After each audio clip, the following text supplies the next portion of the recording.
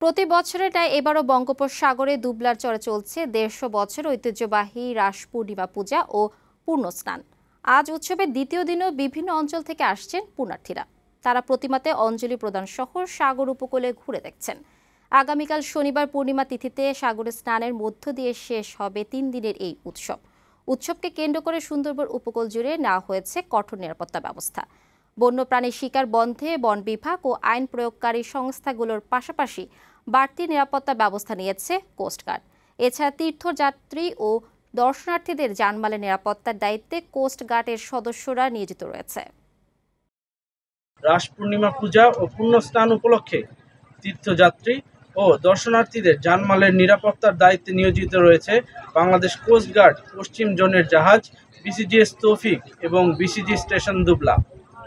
রাস পূর্ণিমা পূজা ও পুণ্যস্নান উপলক্ষে যে কোনো ধরনের অনাকাঙ্ক্ষিত ঘটনা এড়াতে কোস্টগার্ড সদস্যরা নিয়মিত টহল কার্যক্রম পরিচালনা করছে এবং প্রস্তুত রাখা হয়েছে ডুবুরি দল।